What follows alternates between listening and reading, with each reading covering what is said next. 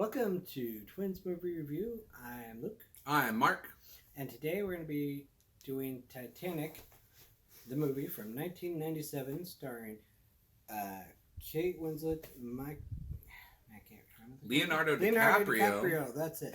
Billy Zane, and many others. Yeah, so I had a few different ones I recognized. Yep. Didn't necessarily know who they were. Those were the primary actors in this. Like, there's a gal who played the unsinkable Molly Brown. I can't remember her name. She also played. Was she the one in Misery? Yeah, it's the same crazy actress. I just can't think of her name for some reason. Nobody knows her name. There's a few different side characters that were fairly famous actresses. Sure. Or became that later on. Anyway, story is about this boat. This boat, yeah, in the Titanic is deemed unsinkable. Excuse me. I don't think this was its maiden voyage that it sank, was it? I thought it was, but I don't remember. It's inconsequential to the story. The Titanic is supposed to be the unsinkable ship, and it goes out on its either maiden voyage or close to maiden voyage with a bunch of people on board, thousands of people on board. Right. And the setup is that you got this rich family, you got the mom, you got the daughter. Rose, played by Kate Winslet. And then you got her fiancé, played by Billy Zane. At least I think it was her fiancé. It was at least her boyfriend. I think it was her fiancé. I feel like if it wasn't official fiancé, it was close to it. It was implied, yeah, because he thought of her. Yeah, it's 1912 is when it was set. So it's set during that time when it's not like you're engaged to be married, so you go back far enough. That was basically you were married. We just need to have the ceremony and go through it, but you are married for all intents and purposes. Right. This is more in the modern era where it's not the case. Women still, like they didn't have the right to vote still. They're often treated and viewed as property of sorts. Mm-hmm. So it was kind of that in-between era, but it was definitely, if it was not outright stated that they were engaged, it was like, oh, that's the person that I'm going to end up marrying. And in the upper class, where she was, I think it was kind of viewed that way usually. Yeah, At least where they reached that point is like, yeah. And some people would view each other as their property and stuff, and just, like I said, women didn't necessarily have the right to vote, different things like that. In England or America, which is where the Titanic was sailing to and from. Anyway, then we have Leonardo DiCaprio's character, who's a lower class guy. He makes his living, I think, by drawing. Yeah, like a street artist, basically. Artist. And he wins a ticket on the Titanic in a poker game. Yep. And so it starts out he gets on the ship. With he and his friend. Right. Right? I think it's just him. No, I think he knew some of the people. He's on the ship with his friend. Okay. Because he's up at the front of the deck, and the iconic "I'm the king of the world." He's there with his friend. I didn't know if he met him on the ship or not. No, he was buddies with him before. Okay, because I know he got his ticket in a poker. Yeah. Okay. So those are details that are unimportant. Right, after this, spoiler alerts. So anyway, Jack and Rose end up meeting, and Rose feels like she's in she's trapped in a relationship that she doesn't want. But it's also very classic. It's a trope that we've seen time and again where the princess falls in love with the stable boy because she feels trapped in this upper crust, upper class society. Right. That she has very little mobility or choice, so she feels trapped. That is a very common theme in like Downton Abbey, anything really even today potentially, but anything especially from like 1900s, right. That they felt very trapped, like, oh, I can't love who I want to love, or I can't do what I want to do, what I have a passion for, those things. And she definitely was suffering under that trope. Like that was the thing. She felt the pressure and was just like, I want to get out. I need a way out. Yep. And the movie actually starts out, the framing device is this guy is he's either played by Bill Pullman or Bill Paxton. I get the two confused. I think it's the guy from Twister. It's Bill Paxton. Mm-hmm. Anyway, he's doing a undersea excavation, and they find the ruins of the Titanic. And then they dig up this a drawing of her wearing a necklace. A naked woman. And that's how that movie actually starts. Yeah. We should say that's the framing of it. She sees it on the news. She's like, oh, crap. And so she's like, she tells her granddaughter that, hey, I want to get out there and get ahead of this. Well, I say get ahead of this, but they frame it like, I'm not sure how they frame it as far as she's like, I want to tell them my story or something. Well, they ask because they're like, oh, you're the one in the photograph. And they really... But they didn't know until she said something about while they're looking for... They're not... They're delving into the Titanic, but ultimately they're looking for the Le Coeur de la Mer, so the heart of the ocean. That she has and is wearing in the picture. And so it's a naked photograph of her, but she is wearing this super crazy expensive... And she's like, hey, I was the one wearing it. Yeah, super crazy expensive jewel. And so the whole idea, they're like, hey, yes, tell us the story. Tell us what happened. Tell us these things. Because while they don't seem disingenuous about caring about her and her story, the reason they started it, the whole point was to find out where this jewel is that would be worth hundreds of millions or billions, like crazy amounts of money. But then they do get into it. They are really like interested in what she's saying. She's telling the story of it. And she's like a 90-year-old woman at this point because it's modern times. It's the late 90s, so it's been she tells it like a love story. I met this guy, he was great. Well, I said love story, we'll go with a romance story. So then we fast forward to where they end up meeting each other, and she, like I said, she feels trapped and stuff. She meets the stable boy character, not stable boy, he's young starving artist. Yeah, young starving artist or whatever. They end up really liking each other. Well, so anyway, she goes to a dance with him down below decks in she steerage with like the peasants, which is new and exciting and interesting for her. They hang out as friends, like, because she's interested in those things. She's interested in breaking out of, right. She wants to break out of the class. Her and class. Like he teaches her to spit. It's fun. It's good stuff. Like that's it's just showing her the world and how she can really live, type of thing. But then she was like, "Oh, hey, those new drawings that you do. Hey, how about you draw me like one of your French girls? Paint me like one of your French girls." Yeah. And it's just like, you can see where this is going. She's trying to get him into the sack, and takes two to tango. Everybody's responsible for their own actions, so he draws her, and then they end up going through kind of the little process of, oh, hey, and then they have sex. Mm-hmm. And then Titanic happens. Yep, then Titanic happens. That they hit the iceberg. He gets framed for... Okay, her fiance sees the picture that she put in the safe as to save it for later. And I don't remember how her fiance got the jewel, because his henchman had the jewel and planted it on Leonardo DiCaprio's character to frame him. I just can't remember how. Oh, I think she put it back in the safe after she was done wearing it and put the picture in there at the same time. That's what it was. Yeah. And then he looked in the safe and he was like, I got oh, crap. Yeah, she's cheating on me big time, and she's rubbing it in his face. That's how it came across to me. But anyway, and then, like I said, the ship hits the iceberg. They got to go to the various lifeboats. There's not going to be enough for everybody. People are getting all crazy, chaotic and stuff. And then she gets into one of the lifeboats. Then she sees them on one of the decks, and she's like, "No, I want to go back with him." And so she goes back with him, and he ends up. This was actually after. Sorry, I'm skipping around a bit. First, she rescued him from being cuffed up. And then they got back up to the lifeboats, and he's like, "Hey, you need to go. Get on. Save yourself. I'll find something." And he and Billy Zane's character was essentially left on the boat to figure something out. He might have lived. On the ship. On the ship. He might have lifeboats. He might have been on that door. They didn't have enough lifeboats for everyone. Right. He might have lived. He might have been on that door. Who knows? But who's to say? The door at the end where they're floating. But anyway, she's like, "No, I want to be with him." Jumps off.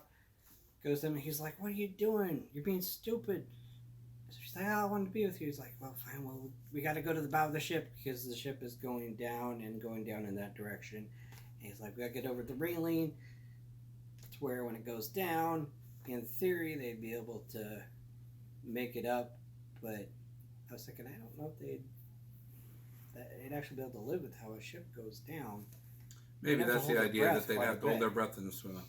Anyway, we're kind of doing just a play-by-play of little scenes in the movie there. No, it's okay. The point of the movie is that, and I say this often, I feel like it's two movies. It's like a romance story, and then it's a disaster movie. And it's about side by side. Yeah, it's like they're marrying. It's like an hour and a half that is not a disaster movie at all. It's just a romance story, and then it's an hour and a half of a disaster movie, and there's the couple that was formed from the romance movie that are playing their way through the disaster movie. But that's just it. Romance movie, disaster movie, hour and a half each. Like 90-minute movie, 90-minute movie. And it's not delineated story. You're like, oh, okay, well then, no, there's nothing else at all. No, it blends together well. It doesn't feel like two distinct movies, but I always view it that way, that it is those two types of movies. And I can see how they... I have a view as to how they put them together to parallel each other, to tie the two together. But I think a lot of people just kind of viewed it as it just kind of happened. Yeah, this movie was masterfully done. It's a good movie. Like, nobody can deny, like, the cinematography is great. The editing is amazing. The music is very impressive. The acting is spectacular. I initially didn't care for some of the acting, and I think... most of the acting was good. Mostly all the characters, in fact, probably all of them, did well with the acting. But there were some technical things. Really, only one technical thing that I saw. What's that? And that was just when the water hit them. They didn't really act like it was cold water that hit them. But who? Like Jack and Rose when they were going around. But that's just a minor thing. They did to some degree, but I would agree with you. Like and it kind of depends. Like when she goes down into the water from the elevator, there's no whoo or anything. She does at some point when she first feels it, she's like they're taking it back like it's cold water. But the elevator one, I feel like it already. I thought when she initially came down in the elevator, yeah, even that, it's tough for me to tell. Because here's the thing: all the water that they worked in was warm water. Right. It's actual water. Have to act but it's in the North Atlantic Sea, up next to where there's icebergs. It is cold water, and like it's night. It's like it's cold water. So you need to act like it's really cold. Sure. But then there was also some extras. I call them extras. They might not have technically been extras, but anyway, they came out of their ship guys, and they came out of They wake up, and their floor is with like a couple inches of water, and they're like, what the heck? And this water would be really, really cold because it like just came in, and they just step in it like it's nothing, and their feet aren't even red from it. Don't even have that reddish like you would when you were in cold water. Cause was there like a close up on their bare feet? You could see it. It wasn't really terribly close. So I was just like, they didn't really necessarily act like they were stepping into cold water, but that's a minor thing. I think also the shock of what's going on may outweigh, like, the water that I'm stepping in is cold. Right. We're suddenly being woken up, this is a big deal, and there's water all over the floor. Oh my gosh, you wouldn't be like, oh, and it's so freezing cold. Well, oh gosh. No, this is a life and death situation. Yeah, but also if you weren't used to that, though, your initial body would still kind of have a reaction, I think. Somewhat, I agree, somewhat. Like I said, that's a very minor. Well, you said it's a technical nitpicky thing. That's fine. I do think this is one of those. Luke and I disagree about how. So I saw this movie I think 3 times in the theater, and so we disagree because I'm like, oh, I don't think it's the greatest movie of all time. It was the biggest, like the greatest grossing movie of all time till James Cameron, who directed it, till Avatar came out, and then that superseded it. But I think there's something about it that I think over time I've realized that Titanic, I was like, oh, I went to see it 3 times in the theater. It just blew my mind. It was so good. I think that at the time, 1997, so that's a long time ago, okay? Right. The just like when we saw for our birthday, when Mom took us to see Jurassic Park. If you go watch Jurassic Park today, some of the stuff I think really still stands up. Yeah. Graphic-wise and just the scope of it, you're like, oh, you're in awe of these dinosaurs. But if you watch in Jurassic Park when he first sees and he like takes off his glasses and he looks and there's all these dinosaurs, the graphics aren't very good for today. For 1993, when that came out, amazing. 1997, Titanic. I haven't watched it recently. I But don't know for sure. I'm telling you, 1997, the scope of the ship itself, and then the graphics of how things are happening, and when it tilts, all that stuff, all of it. They did well. It's amazing. The cinematography was good. From the shipwreck to the action, the recreation was really good. But even that, the CGI is not as good, like post Marvel, cinematic universe era, what we are used to. The iceberg didn't necessarily. What we're used to for that reality is nowhere near what it was, and so back then, especially, you're like, oh my gosh, the scope with the music, the score, underplaying it. Oh my gosh, all these things and amazing, and it's beautiful. Nowadays, I really feel like some of that does not stand up just because of what, not just we're used to, like, well, we're desensitized to it. No, we have better things now. Dr. No, I think I brought this up before on this channel. Dr. No is a James Bond movie. It's one of the first ones. Sean Connery. My wife and I watched it, and we had not seen all the old James Bond movies, and we're like, this kind of was a crappy movie. This was not very good. Some of the acting was fine, but a lot of it was hammy and overdone. The editing was terrible. Like, this shot didn't make sense here, and then this thing happened. The logic of this wasn't good, and then, he's doing this with this one, and at the laser. That doesn't make sense, and the dialogue's corny and cheesy. I didn't think it was as bad. It was a bad movie. But people will fight me on that all day because, as they should, because for the time, that type of stuff for like a spy movie and the gadgets and all the crazy and the locales. Not as good as like the stuff we have today, like yours. No, but that's what I'm saying. Is all those things had not been done before. Even a Bond movie that was done like a few years later was done better. Yeah, it was a pioneer. It was a pioneer. Right. It hadn't been done before. Or if it had been done before, it hadn't been done this well or in depth or all in one and exciting and fast moving and car chases. This was one of the first movies that James Cameron did that was on this scale. Yeah. That had it was this massive epic. It really was. So I'm just saying, I'm not saying, it's a horrible movie. I'm just saying, if you ever thought it was a great movie, so good, one of the best ever, great movie, you might watch it now and go, okay, it was a good movie. But not necessarily great. Good for all those things that we brought up, those points. But not like, so great. Because a lot of when you went to see it in the theater, especially, the grandness, the scope, just the size of it and how amazing it was. Now you see it on just a TV. So you're like, it's on a TV. And the graphics aren't that good comparative to now is all. Right. Relative. They're not as good. And so that does take away a lot from it that I was kind of surprised when I watched it recently. Mainly you think of when you're watching something like that, usually, I don't know, story for me just mainly drives, there's some stuff that can take away from the story, but if the story isn't a good story. And this is a rehashed romance story. Some of the other stuff can kind of, doesn't matter as much to me, like if I'm watching an anime, if the animation isn't as good, but the story's really good, right? I'm like, no. Yeah, because you're not watching it mostly for that. You're like, wow, this story was amazing. Maybe the medium that it's in is not the ideal medium, but the story itself is so good it supersedes it. It's fine.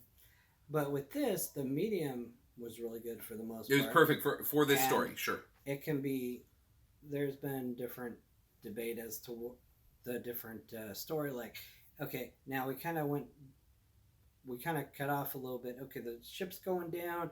They get up from the bubble that the ship would have created because they held their breath for a while. And there are not any lifeboats around, but there's debris around.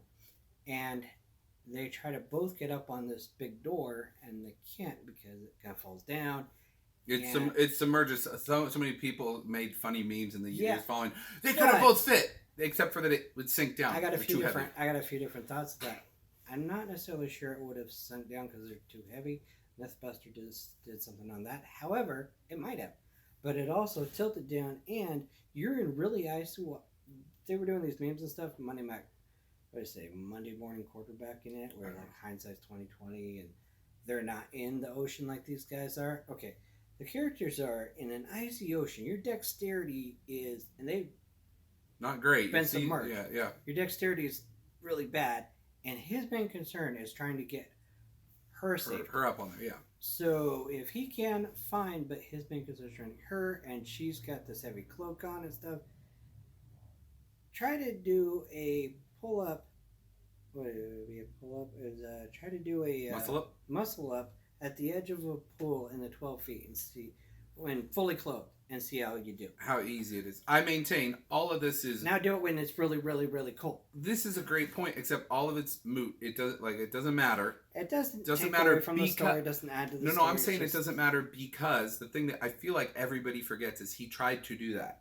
Right. It shows, okay, she's on. I'm not going to just sacrifice myself and go, oh, okay, you're on. It's fine. No, he tries to get on and it dips down.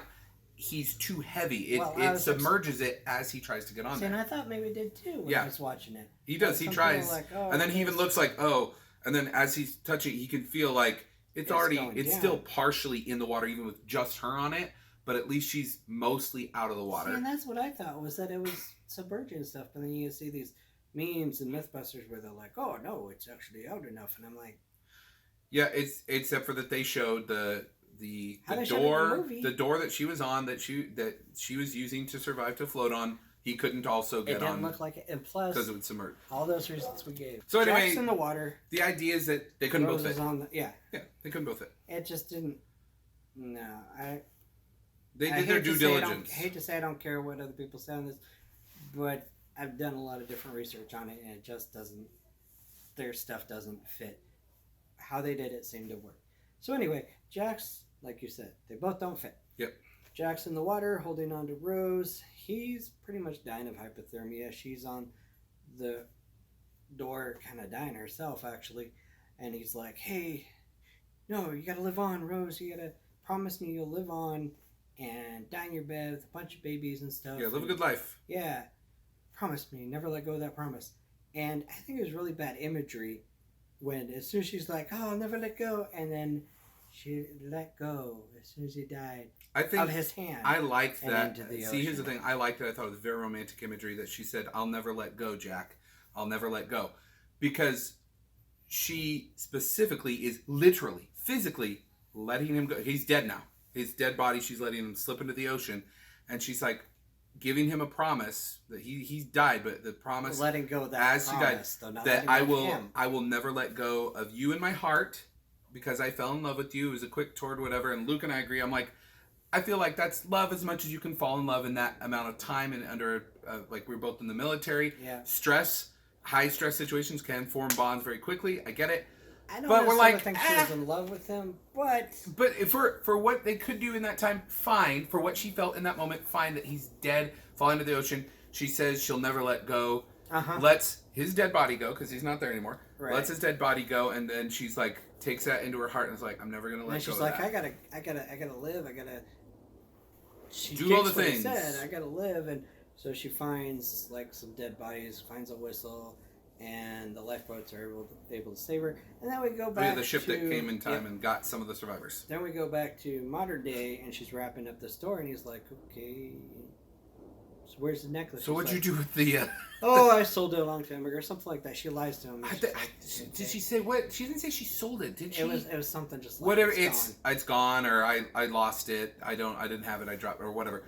Whatever it was, I remember thinking, oh wait, well then if that was the case, they should keep diving and try and find it. Honestly, is what I thought. It was like they should keep looking for it then. Yeah, that's what I was thinking. Either way, she's some 90-year-old woman. And it ends with her on the back of the ship that they're on, and she has the necklace. She had it this whole time, and she tell the guy says, or anything. Oops, and she drops it into the water. And if it doesn't mean anything to her anymore after she drops it, you would think she'd tell him, "Hey, by the way, this is where I dropped it." Yep. Here's the thing. It signifies, and there are different things in your life that will have more sentimental or less sentimental value than their actual monetary value. Fine.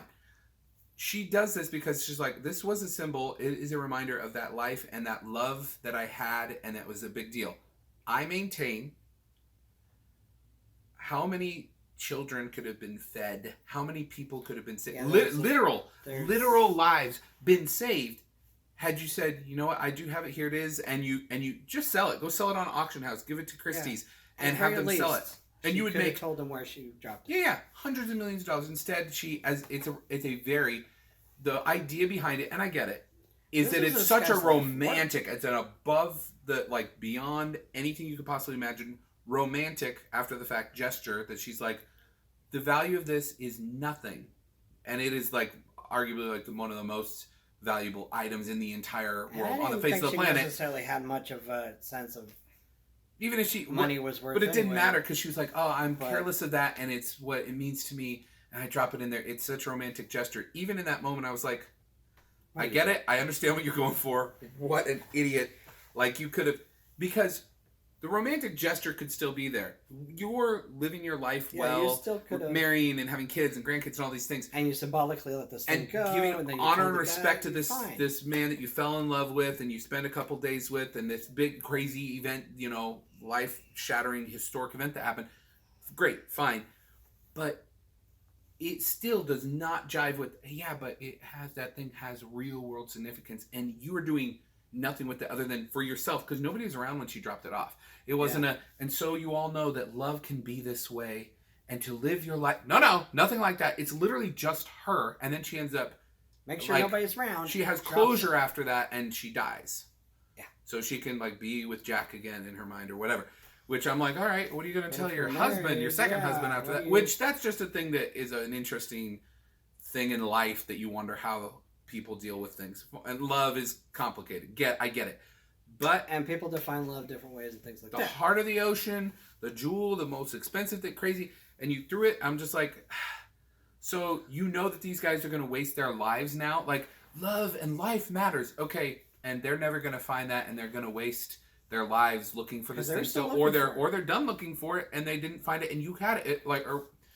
It's such a little thing, and I get it. In that moment, you're like, okay, I get it. And then she goes back in, and then she ends up passing away peacefully. It's not like it's still silly. Not like Maverick throwing the dog tags out, symbolizing let go and go. That literally is just that symbolic, though. It's right. They're not made of pure gold, and they weren't inscribed by the nobody was looking for and things like that. There's just so much other stuff that's connected to it. It's like.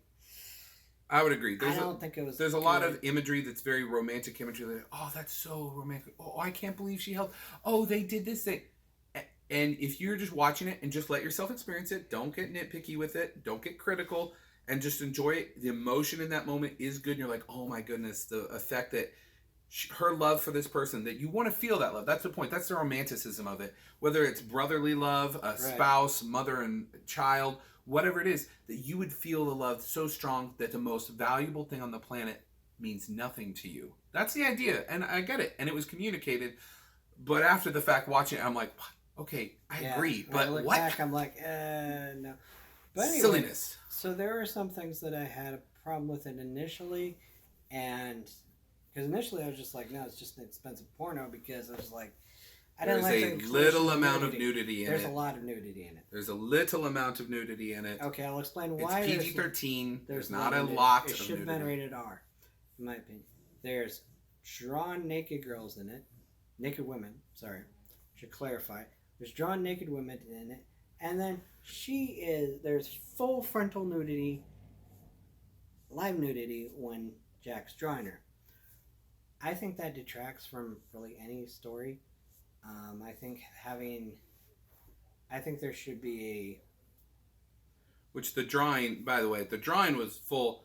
It did not show. It did not show like her crotch area. It was like, it was very strategically like the. It was mostly the easels in the way, whatever. But then he's drawing her full nudity, like you see those classic pictures. Her live, you see the full frontal thing. You do not. Yeah, you. I went back and watched it today. It's not a again. It's considered art. He's drawing her. It's like artists who do that. It is not a full frontal. Here we are, nudity, whatever. Her legs weren't open. Very brief. You don't really see much of anything. Her leg was over, so you could maybe the little crotch part was blocked, but that was it. I remember there being a big controversy about this, and I was like, oh yeah, why didn't they make it R? And they're like, because it was specifically for art and artistic. And I was like, well, why wouldn't you just make it R? You know, it's naked and it's more than like PG-13 movies. It's like, okay, if it's just a split second, if it's really quick, or you have one F word or 3 F words you can say in a PG-13 or whatever little rules. I remember there was a lot of controversy around this when it came out. Any teenager pretty much that sees that might see, oh, well, it might be, what's the word? Sexually provocative or whatever you can see. A naked person can be, that's true. But, which is why I'm like, but it didn't, to me, it didn't add to the story at all. If anything, it detracted from it. But it was, then going back to where because initially I was like, I don't like it and stuff. Then I was like, going back later, I'm like, well, that's because when I had seen a movie, usually I'm like, oh, well, the good guy should always make the good decisions and things like this. Nobody should be. And I never knew any manipulative gals who would just want to use somebody to get out of the situation. Get out of the situation they're in, or use them for sex or money or whatever. And then but then I was thinking about her, and I'm like, oh, she seems to be using him to get out of her, as a way to get out of her situation and stuff. But at the same time, she does seem like she's maybe fallen for him. But then when she jumps off the lifeboat, when he's like, hey, you can live and I might live over here, she's like, oh no, I don't care about what you want. I just want to be around you. And it's like, that was really selfish to me. That did not exemplify love to me. I think it did. It very much exemplified love, because love can cause you to do stupid things that are illogical and end up being the wrong choice. But I think that the wrong choice. But I think that if you love somebody, you're gonna be putting their needs and stuff ahead of your own. Which she was. She didn't want him to die, and she wanted to go and be with him. But when she did that, she was pretty much sealing his death. She didn't know that, and she wasn't doing it on purpose. Of course, she didn't do it unless she's like, yeah, I want to kill him.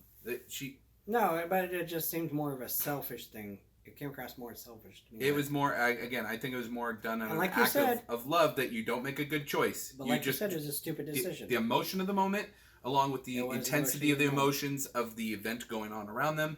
Right. She made a stupid decision, because lots of people since, and this is true, are like, hey, if she would have just stayed on the lifeboat, they could have found each other later, because he could have been, if not on the door, somewhere else, because he was he was smart. Like, he showed he's a quick thinker. He's smart. He's like, we got to get to the top of this. We need to do this thing. We need to stay out of the water. And all her that. Fiance just like washed his hands of her. Just and he started out as like, oh, he seemed fine. I'm like, oh, Billy Zane's character, he's an upper crust, whatever. And then as pressure happened in the situation, including pressure on his relationship and pressure on the disaster that was going on, he showed his true colors. Showed that he viewed her more as property and stuff, and then he's willing to kill. The last straw was when he found the naked picture that she put in, along with the necklace for safekeeping. He found that later on. He was just like, she's rubbing it in my face that she's cheating on me. I knew she was cheating on me, but he viewed her as property and stuff, like, oh, he's just trying to take my property. My property's going away. And so he frames the guy and stuff. He shows his true colors as being a bad guy. Well, if you had any doubt. Right, if you had any doubt. It seals the deal at the end, because they're only letting women and children on the boats, and he grabs a random kid who's lost her parents. Yeah. I have a child, and he gets on with her. And the way he like a despicable thing. Her, like, oh, well, she's like, well, only half are going to live. He's like, oh, the better half.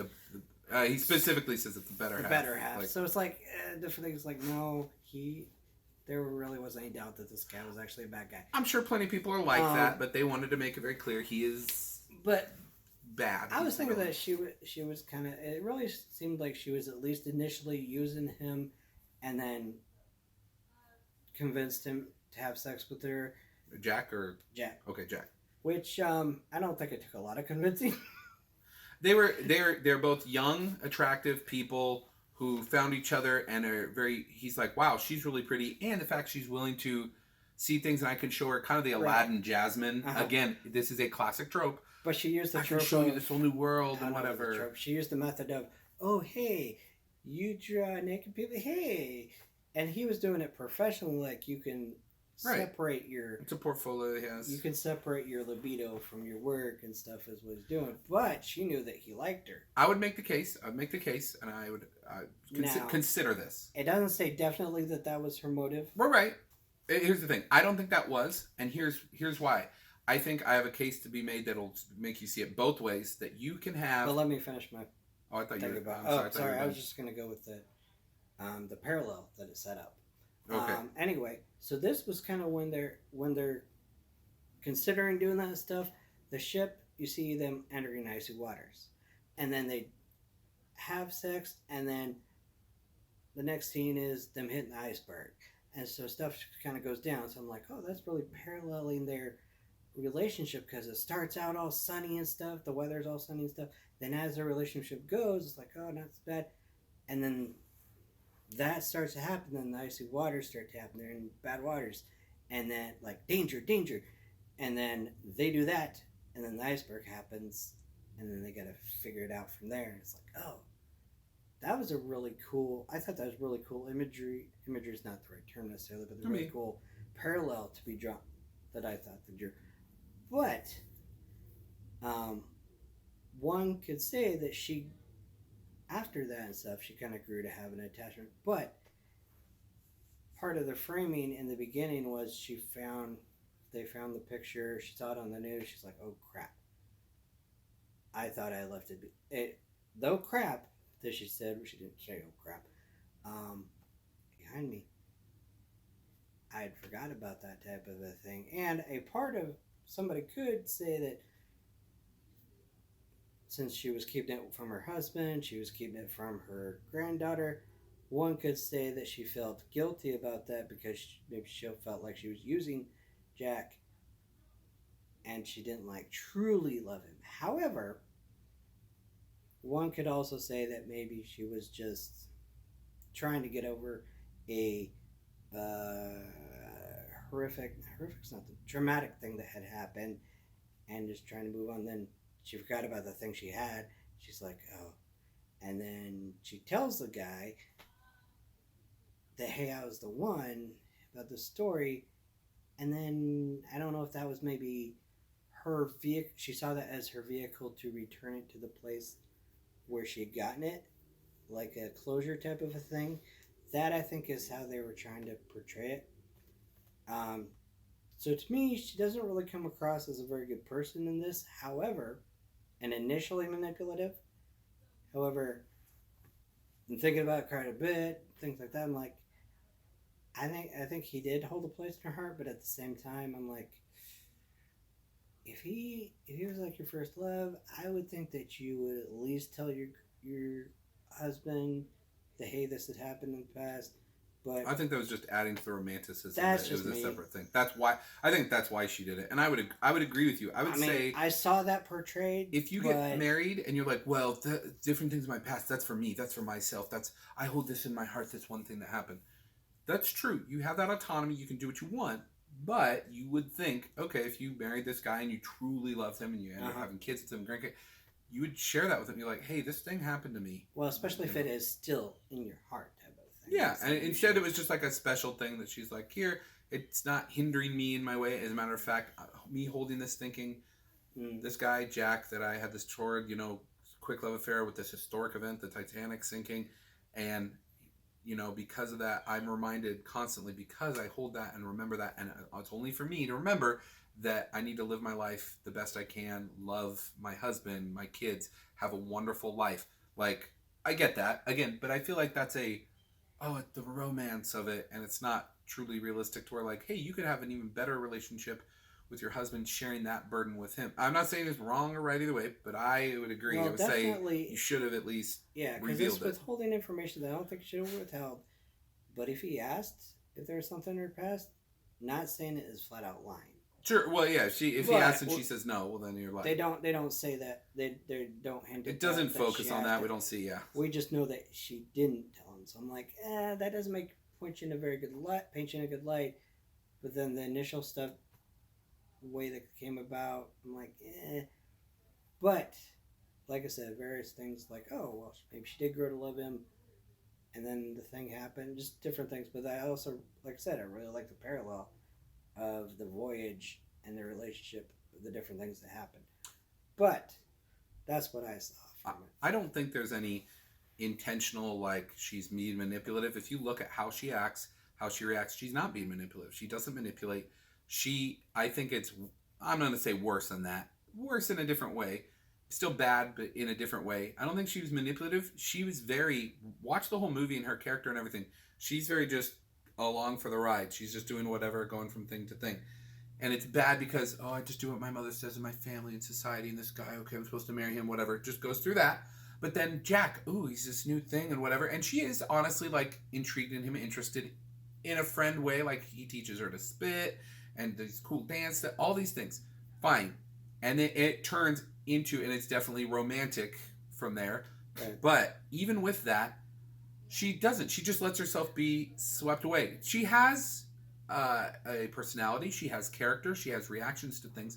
But all of it is like, oh, this. Okay, well, then I am doing this. And this is what, living life truly is about. And I'm going to go with this. And mother, I don't. It's all, again, very, very, it's a trope. It's like, okay, I've seen and heard this before. This is exactly how it is. You don't feel like she's going out of anything. If she would have turned and been like, no, you know what? I'm not going to marry you. We never really truly loved each other. Try to make some sort of connection with them or something, or whatever it is. She did feel that and said that, but not in that way. Or something that, to me, would tell me, hey, she's growing as a character. I don't think she's manipulating. I think she has no backbone, no spine at all, and just doing what she's doing and going along with this great new thing that was introduced to her. I thought she saw him as a way out, and see, that's what I think. In a way, she does, but he carries her along out. She doesn't say, right. "Oh yeah, I'm going to manipulate." She's not manipulating. She just goes that's along. The other side is that just goes along he with views himself as the rescuer to rescue her out of this situation because he sees that she's in a bad situation. And then he ends up being physically, literally her rescuer. I was going to bring up the point. I'll say. So I don't think she made good decisions. I don't think he went about it the right way. I do think that she was being manipulative. However, one could say that it wasn't manipulating. It was, I don't know how somebody would put it, but it wasn't an intentional manipulation. Yeah, it was just, hey, this is the only way I see out. Going along with this is, again, I felt like she didn't have any backbone to do anything like that. And I didn't see any character development really from much of any of them. I mean, Leo DiCaprio's character, he is who he is. He's dynamic. He's exciting. He's charismatic. And which I would have liked. His development is just his interactions with Rose and how that develops. That's it. Mm-hmm. Rose does, but it's only because she's just being dragged along this path that is a better path, and she's not trapped now. Billy Zane's character definitely develops because you're like, oh, he's fine, he's a little stiff and whatever, and you realize, oh, he actually views the world this way, and he does these things. Is that a development, or is that more of just an? It's a revelation. It's revealing who they are, but it is developing it the way the audience is experiencing it. I guess when I think of character development, I think of like character growth, like they're growing in it. Well, sometimes character development is towards the negative too. Right. Okay, so my comparison that I'll say, I just came up with it just 5 minutes ago. I'm like, wait. I think the naked drawing thing, it's a very personal and intimate thing. That's the idea, is he is actually talented and skilled, and she's like, I want you to draw me and do this thing. That is very intimate. She's not like, ooh, because we're going to have sex. She's kind of jokey with it at first and things to try and like break the tension, and then he actually does draw her and things. And because it is, okay, it's a naked body, whatever. He's like, nope, he takes it seriously. He's a professional. He's going to draw. Initially as he's a pro. And he's drawing her and stuff. It's fine.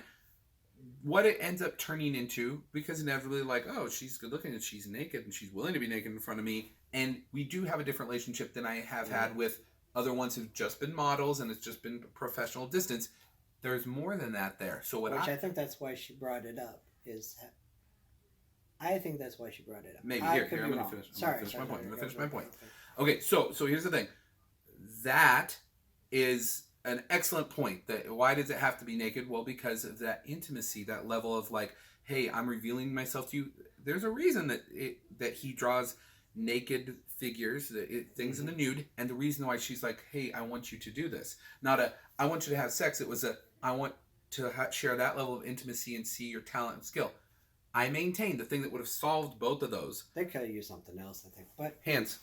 Yeah. Yeah, you could say eyes too, or something like that. But he'd say, oh, what do you draw? I draw people's hands. Their hands. Yes, it reveals so much about somebody and the life they've lived and their character with their hands. And he reaches over and touches her hand or something, or says, and see what I can reveal about you, what I know about you, and that could be the first level of that would have been good intimacy, or even revealing to her like she's like kind of like, ooh, he's touching me. Physical touch is a thing that has an effect on you. Oh, he's touching me and he's saying these things. I'm like, oh well, yes, Mr. Dawson. That's very Jack Dawson is his name. Oh, that's very interesting. Whatever. And then later it progresses to where something like grabs his hand and says, I'd like you to draw my hands. Right. And then letting him in. Comes in and then it's like, okay, or hands with, your head here. And he's like, well, I want something on it. And could have been holding this gem that's priceless as well. Could have had that still in there. Or even just her face, because that's more romantic because it's her. Because you need to recognize her, just have them up. Or again, it doesn't have to be your hands, could be your face.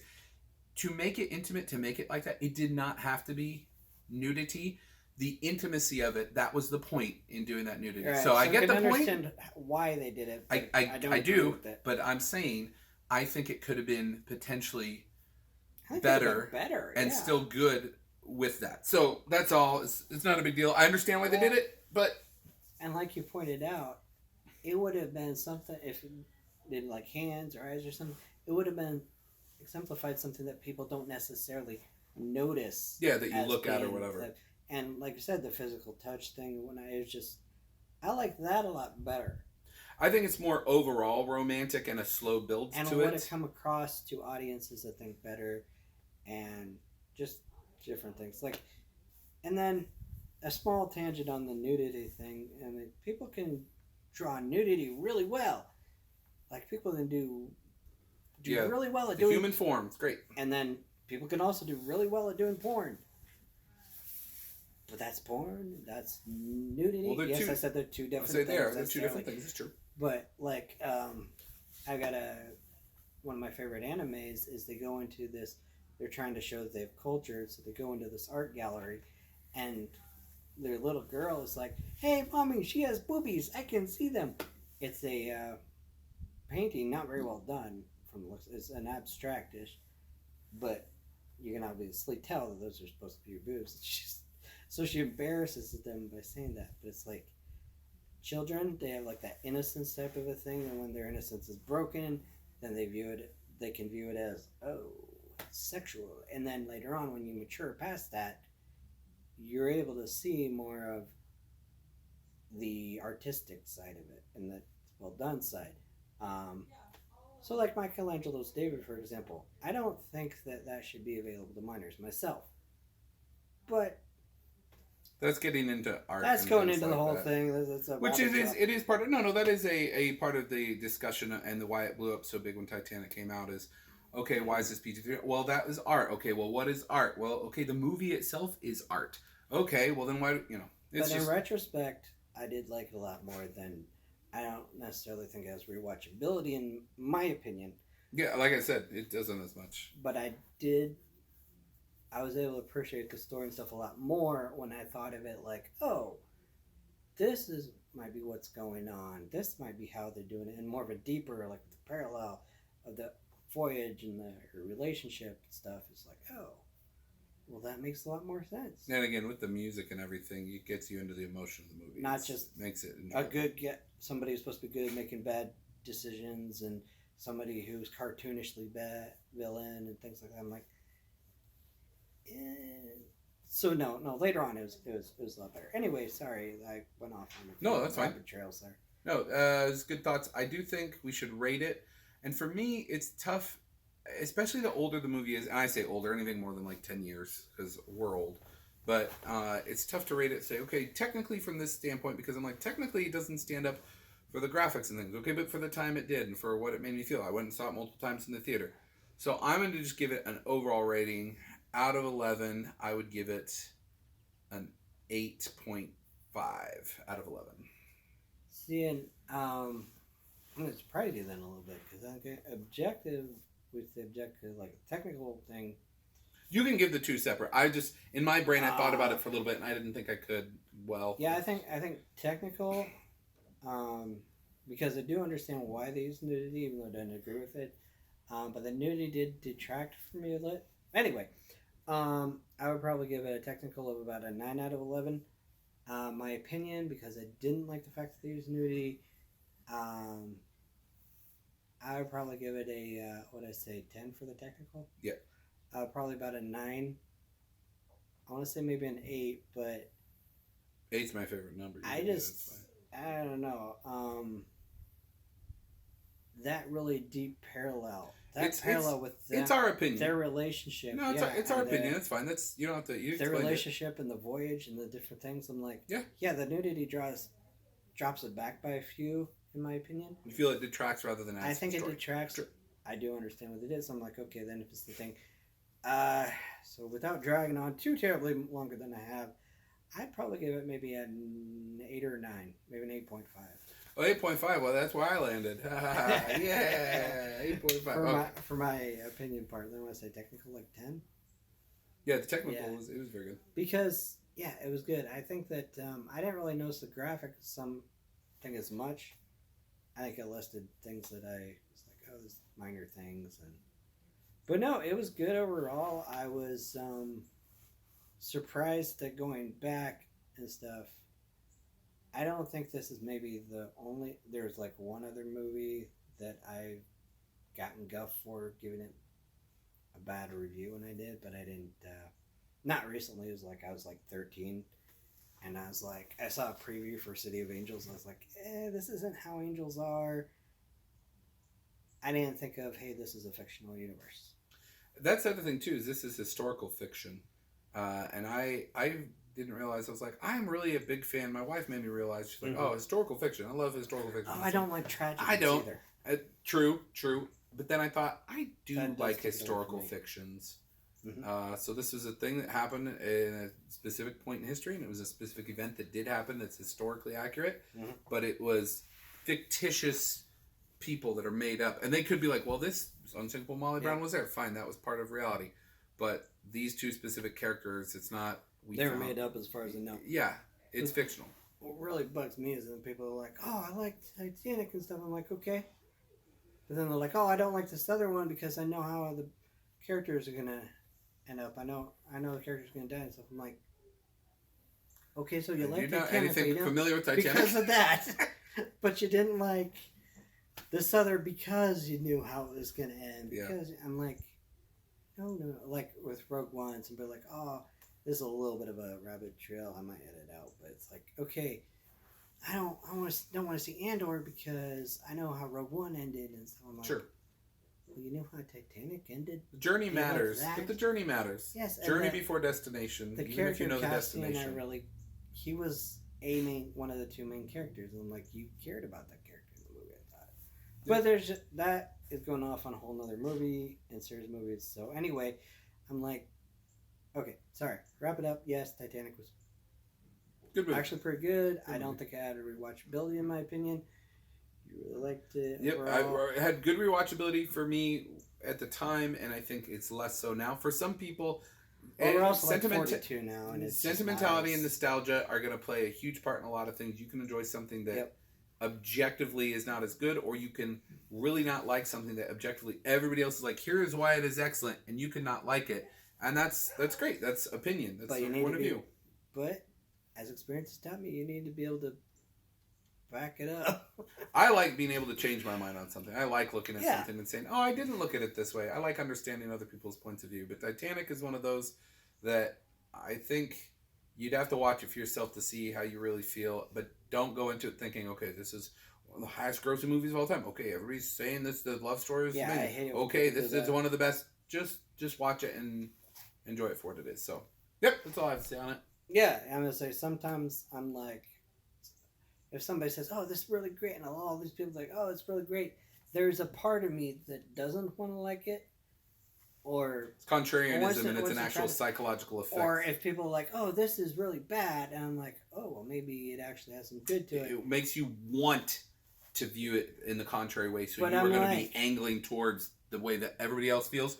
You want to angle against that. But I'm like, I can't. If I go into a movie though, I can't have that. I can't. That can't be the prevailing. Very difficult to be objective though. Yeah, you got to be like, that can't be the prevailing. You got to just watch it for what it is. Yeah. All right. But sorry. Yeah. That's how do we wrap this? We never remember how we wrap these up. No. So this has been Twins Movie Reviews. Don't screw it up. I don't know. We have no good tagline to end on. We'll figure one out.